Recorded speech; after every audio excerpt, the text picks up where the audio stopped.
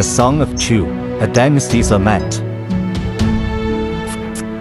In 318 BC, the chessboard of the warring states was in flux. The southern tiger, the state of Chu, rallied 5 kingdoms to its cause, their armies crashing against the gates of Qin's Hanggu Pass. Chariots thundered and banners blotted out the sun. It was the last brilliant flash of Chu's glory and beginning of a century of sorrow. The failures of the battlefield gave way to the deceptions of the court. The Qin envoy, Zhang Yi, with his silver tongue, played King Huai of Chu like a puppet. The king, tempted by petty gains, abandoned his allies, never knowing he had just laid the foundation for his kingdom's ruin. In 299 BC, an invitation to form an alliance lured King Huai to Wu Pass.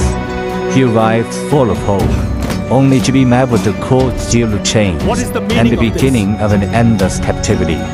The ambition of King Zhou Xiang of Qin was, in that moment, laid bare for all to see.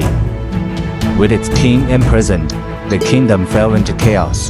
In 278 BC, the Qin general Bai Qi, known as the Human Butcher, broke through the defenses of Ying, the capital Chu had held for centuries. Temples were burned, ancestral tombs were desecrated, and the people of Chu were forced to flee their homes, relocating their capital to Chen. In this time of crisis, the Chu envoy Huang Xie traveled alone into the heart of Qin. Facing the wolf-like King Zhao Xiang, he used his words as a sword, arguing the costs and benefits of the war. Miraculously, he convinced the king to withdraw his troops, buying Chu several decades of precious time. A final alliance of states was crushed once more at Hanggu Pass, and with it, Chu's last hope was extinguished. The capital moved again and again, from Chen to Shuchun. Each relocation was a funeral procession for lost lands and scattered people. By 226 BC, the gaze of King Jing of Qin, the future first emperor, fell upon his final enemy. He asked his generals for a plan, and the young brilliant Li Xin boasted, 200,000 men are enough to trample Chu into dust. Li Xin's pride was paid for in blood. Liu Chu General Xiangyan lured the invaders deep into his territory and encircled them. The bodies of Qin soldiers littered the fields. Li Xin fled in disgrace, the fiery spirit of a young general utterly broken.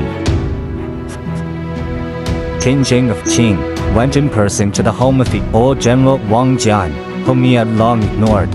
He humbled himself and asked for his help. Wang Jian had only one condition: he will take no less than 600,000 men. It was a gamble that risked the entire fate of Qin, and the final, terrible respect for the strength of Chu.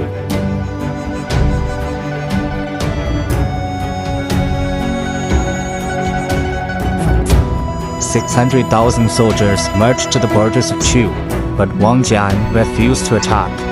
For a full year he waited, his army entrenched, patiently grinding away the morale of the Chu forces. When the exhausted Chu army finally began to withdraw, the Qin army descended like a tiger from a mountain, and victory was decided in a single brutal clash.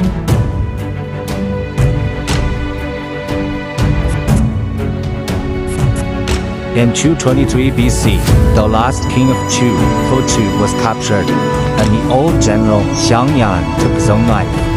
The armies of Wang Jian and Meng Wu marched across every inch of Chu's territory.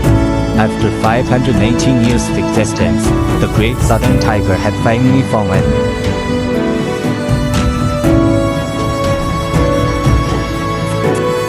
Though only 3 households remain of Chu, the prophecy says, it is Chu who will destroy Qin.